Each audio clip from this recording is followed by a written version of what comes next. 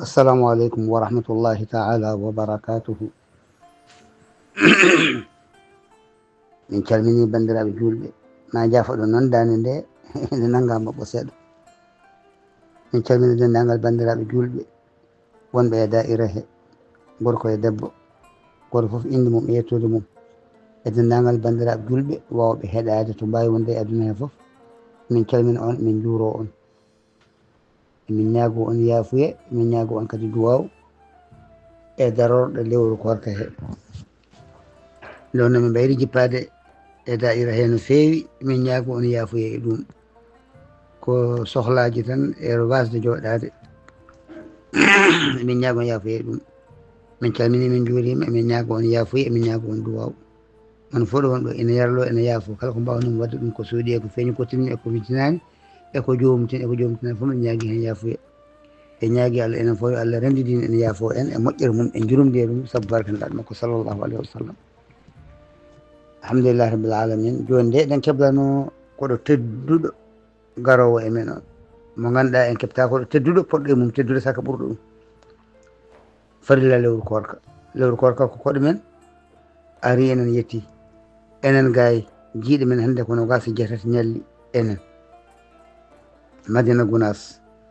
oɗo talata hannde enen to Madina Gounass e jiiɗe men ɗe nanguɗen ɗe hannde kono gasa jeetati hawri e lewru Chaban. no gasa jeetati hawri lewru Chaban, en hawri e 17 février 2026. 17 février 2026 talata ina woni nogasa jeetati Chaban e jiiɗe meɗen, ndeke hankkadi lewru ndu koko ari. ɗum noon enen foof eɗen mbawi heblade e jaɓɓade koɗo tedduɗo garowo o. sa daña koɗo ma tedduɗo ma kadi aɗa andi no keblortoɗamo, aɗa andi no keblortoɗa jippude makko e kuɗungu makko foof aɗa andi no mbaɗirta ha moƴƴina ha moƴƴa. ɗum noon eɗen keeɓa ko tedduɗo nan ara, goto foof yo fewnu jippude nde ha moƴƴa, laɓɓina jippude nde hande laaɓa, sennande hande seno, urnande hande uura. so koɗo o ari o jippina ɗum ɗon holɗum ɓernde julɗo o. oɗo koɗo koye ɓernde julɗo jippoto. oɗo o heƴata e cuuɗi men he, o heƴata e guure men he, o heƴata e galleji men he. oɗo o heƴata ko e ɓerɗe men he. ɗum noon laɓɓinen ɓerɗe men ha laaɓa, kala tuundi ittandi men ɓerde ha laaɓa. ɗo wonno koɗo ko laaɓɗo ko ceniɗo yiɗa tuundi. ɗum noon laɓɓinen ɓerɗe men ɗe ha laaɓa. holko woni tuundi ɓernde? anje julɗo, ɗum ɓuuri mawnude. añande julɗo, yawade julɗo, ustude julɗo, hutade julɗo. ɗe gueɗe foof ko gueɗe ɗe ganduɗa kala tan ko usti julɗo ko ɗum wawi wonde foof ko ɗum tuundi ɓernde. ndin tuundi noon a laɓɓina nde ɓernde ma handi laaɓa, nde dañaɗo jippinɗa koɗo ma o. koɗo o jaɓta jippade e tuundi kañum. ɗum noon tinnoɗen luwaten ɓerɗe men ɗe haɗe laaɓa cer ha wona ko kala julɗo bawɗo wonde eno o sifori fof e to o wawi wonde foof. on julɗo omo jogui gueɗal guidgol e ɓernde ma he, omo jogui gueɗal yiɗande moƴƴere no ñiɗiranta hoorema ni e ɓernde ma he. julɓe foof a faltorako hen hay goto so wayno julde ɓernde ma nde laaɓi. sa laɓɓini nde e oɗo sifa ha gasni, laɓɓina ɓernde nde e gueɗe ɗe ganduɗa ko goofi Allah, anniyade anniya bonɗo e to wawi wonde foof. laɓɓina ɓernde ma nde ɗen gueɗe, laɓɓina ɓernde ma nde ha nde laaɓa cer koɗo o jippo ɗon ina heeɓidi, ina fewniti, daña woni ne daña barke. jaɓɓoroɗen koɗo laɓɓinde ɓerɗe haɗe laaɓa, rentade haqqiji julɓe e yafnade julɓe e yaafade julɓe, yafanade julɓe e yaafade julɓe. taw ko gonga e ma, aɗa yaafo ko laaɓi, aɗa yaafno ko laaɓi. kala julɗo bawnoɗo waddema tinɗa a tinani, ganniyoɗa a yaafima ɗum. anne aɗa anni aɗa yafni kala julɗo mo tinɗa wonko mbaɗɗa ɗum aɗa yafni ɗum. mo mbaɗa yettade hen jafnoɗa ɗum jeftoɗa jafnoɗa mo a wawa jafnoɗa ɗum. Allah kam ene anndi so tawi selli e ma tan Allah ne anndi waɗantanma ha yaafuya o yetto. ɗum noon tinnoɗen laɓɓinen ɓerɗe men ɗe no feewi, coccen ɓerɗe men ɗe haɗe laaɓa haɗe laaɓa dañoɗe jippinɗen koɗe men koɗo tedduɗo ko noon waɗante ko lewru korka. sa jaɓɓima koɗo so Allah newni o ari jaɓɓoroɗamo moƴƴinde korka ka, jaɓɓoroɗa koɗo o moƴƴinde korka ka. nde wonno ko koɗo tedduɗo ko joom ɓural no feewi jaɓɓoroɗamo moƴƴinde korka ka no Allah yiɗiri yo moƴƴinire ni ɓerɗa moƴƴinirde noon. nelaɗo no wiya sallllahu alayhi wa sallam e kabrugol abi hurayrata radiallahu anhu. abi hurayrata ene habri hadis o ga anil a'raji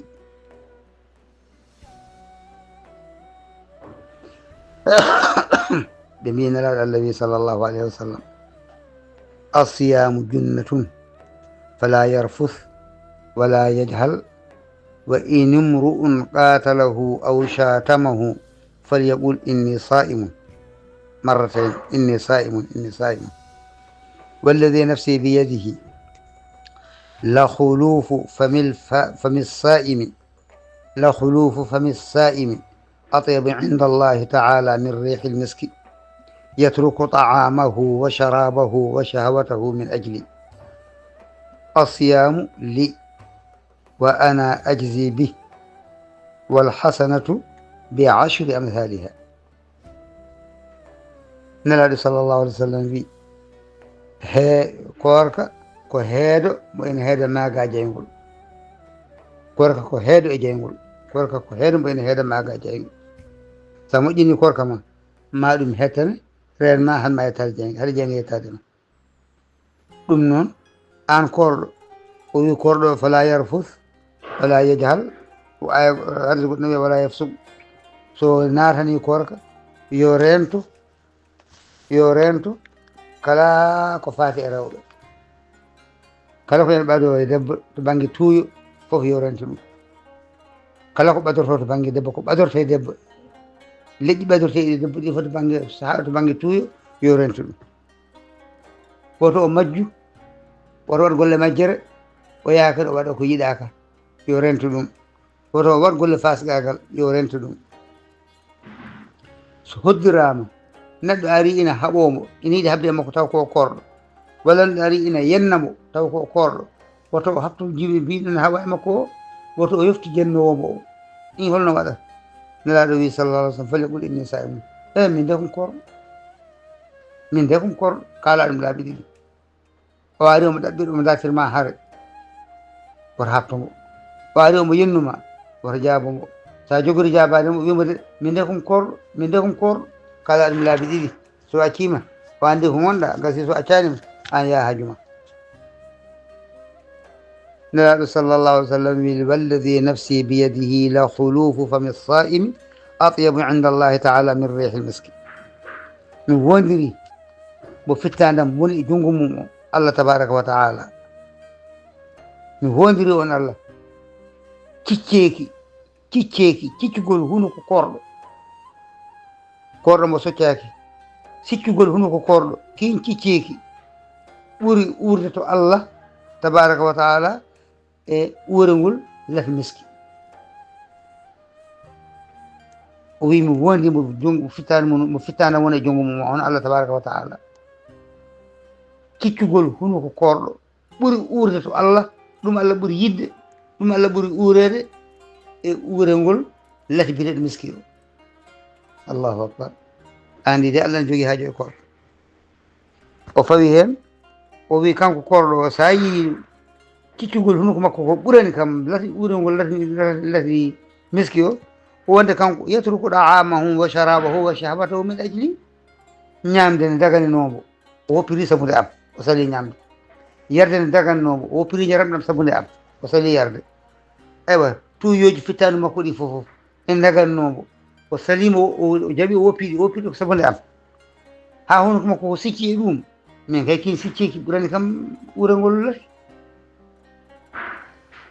الصيام دي أي كورك بيتي كورك إنكم من تنقر جيل هقول ميرندان الله هذا الذي كورك كل من تنجي هيقول ميرندان وأنا أجزي به من كد كل من يبرك كورك ريون تاجي ملك هاجي ريون تاجي دور ريون تاجي على من تن يكتب يبقى كورك سمري بكورك نون والحسنة بعشر أمثالها كلام جل قول كما مسؤول ملا بسب نفود يبديهم كلا ودي كلام جل ودي كما مسؤول ملا بسب نفود يبديهم نفود تنجبني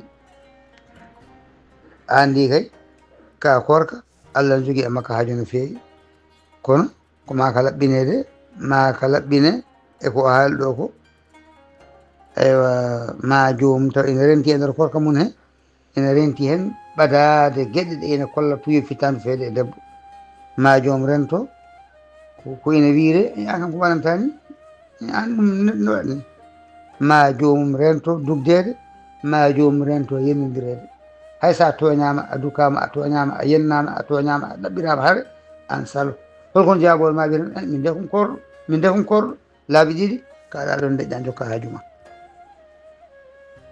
صلى الله عليه وسلم نيدين لا الله صلى الله عليه وسلم وي أمبر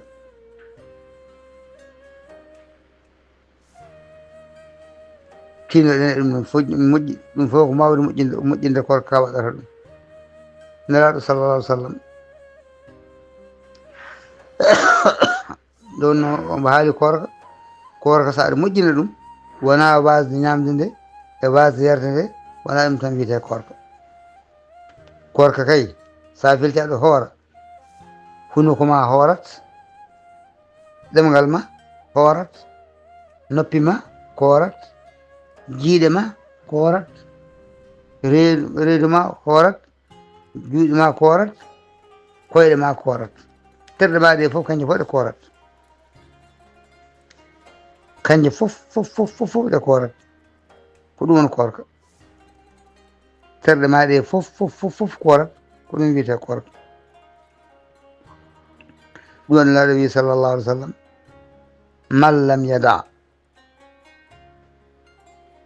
قال رسول الله صلى الله عليه وسلم يقول أبي هريرة رضي الله عنه وفي إن النبي صلى الله عليه وسلم من لم يدع قول الزور والعمل به فليس لله حاجة في أن يدع طعامه وشرابه وإن النبي صلى الله عليه وسلم كلام أتشاني إن الكوركمون بأتشاني هالد كونغول فناني أمو فنان إن الكورك أمو هوري أمو هالد فناني أمو هوري أمو قول فناني قول اللي يمراني يو أندو الله على هاجو eko acci ñamde makko eko acci yarde makko ko ɗum ɗum eko heeɗi ɗon ko Allah ala hen haaju korka makko ka Allah ala hen haaju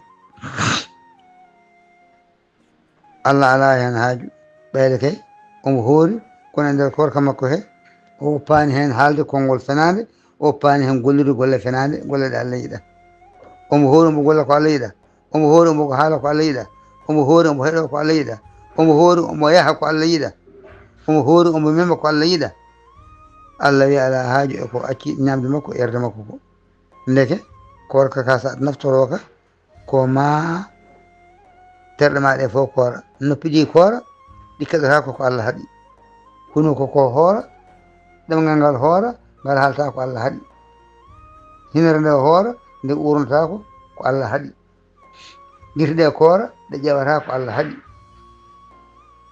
noppi ɗi koora ɗi tadda ko Allah haaɗi koyɗe ɗe koora ɗe jahata ko Allah haaɗi ko ɗum woni korka koma kañum fof ɓertere maɗe fof e koora nden wonata korka ma Allah jaɓi ɗum ko kan korka wiya ko kanka woni heeden ko moyena haɗa hakkude ne heedan neɗɗo hakkude mum e jeygol ko kan korka won ko Allah wi korka ko min jeeyi kadi ko min yoɓata ɗum nan ɓeɗno watta hakkille ɗum moƴƴi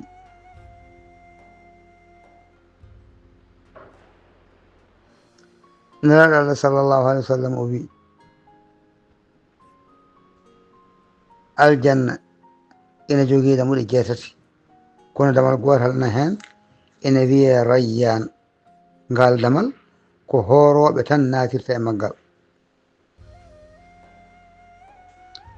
عن سهل بن عن سهل بن عن سهل رضي الله عنه عن سهل رضي الله عنه عن النبي صلى الله عليه وسلم قال: إن في الجنة بابا يقال له الريان، يدخل منه الصائمون يوم القيامة، لا يدخل منه أحد غيرهم، يقال: أين الصائمون؟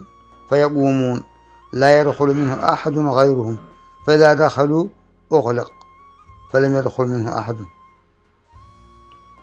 النبي صلى الله عليه وسلم الجنة جوجيدا مودي جيتاتي كون هندما غوتال نانتون ngal hertori tan ko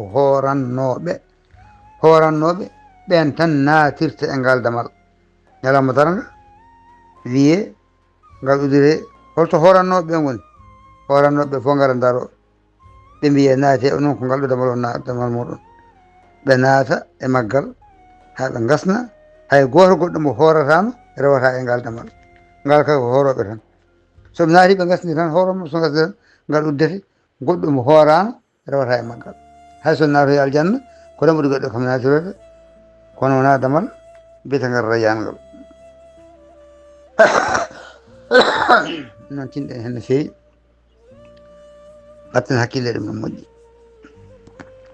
korka noon la budda koma anniya, korka la budda koma anniya. anniya ardoto so lewru darima a andi janggo ka jogorɗo horde, lewru darima janggo ko ɗon no jogori dawrude korka e jamma hen ko adi fajiri, ƴefta anniya to ɓernde ma: mi anniyima mbiɗa hoora farilla lewru korka. ƴefta on anniya no wayi fof kam taw anniya o ne adi fajiri, anniya o ne ado fajiri. nde lewru ndu darire tan anniya o farilla anniya o naati ɗon ha fajiri, yo anniya o ado fajiri tan mbiyami anniyima mbiɗo hoora farilla lewru korka. on anniya goto ina yona ha lewru ndu maaya. sohlani jamma fof hesɗitinde anniya ala, on anniya goto tan yoni. so tawi a taƴani e nder korka he, to yoni e nder korka he won taƴƴa ñalawma walla balɗe ɗiɗi a hoorani, aɗa yiɗi ɓamtidde, ɓamtirgol ngol kadi ko jamma, a jogori ɓamtidde korka janggo, e jamma he ganniyoɗa aɗo ɓamta korka janggo, aɗa anniya aɗa ɓamta korka, aɗa joguita farilla lewru ko haydanma e farilla lewru korka he ko labbude oɗo anniya koma waɗe guila jamma. so anniya waɗaka korka ka ala. nde wonno gueɗe biteɗe farillaji ɗi foof, gueɗe ɗen foof ene harjini e anniya o koye farillaji muɗum jeeya. so farilla o paame gueɗe farillaji tan boni, on farilla o boni. so korka ka waɗa, so anniya o waɗaka tan korka ka heɓotako. labudde jomum koma anniyo mi anniyima mbiɗo hoora farilla lewru korka. tawi tan woni a dañani gantu ha taƴƴa lewru korka he, on anniya goto ina yona ha korka ka maaya. on anniya goto ina yona ha korka ka maaya. ko noon woni ñawore. tinɗene ɗum no moƴƴi, batten hen haqqille. hankadi korka ka koko ari hande ko nogas e jeetati, enen ga wonto woni nogas e jeenayyi. nden noon ne gasa janggo wasata woda horɓe, wasata ne wawi woda horɓe janggo. ɗum noon gandiren ni puɗɗoroɗen ni korka ka. alhamdulillahi rabbil alamin. yo Allah newanan en hoorde farilla lewru korka o ha timma ha moƴƴa no Allah yiɗiri o horiri ni. yo Allah newanan en hoorde farilla lewru korka o ha timma ha moƴƴa no Allah yiɗiri o horiri ni. Allah kadi jaɓana en sabu barke alqur'anil azim. yo Allah newanan en hoorde farilla lewru korka ndu no Allah yiɗiri ni. Allah kadi jaɓana en farilla korka ka sabu barke alqur'anil azim. درك شيخنا أحمد رضي الله تعالى عنه. اللهم صل على سيدنا محمد وسلم.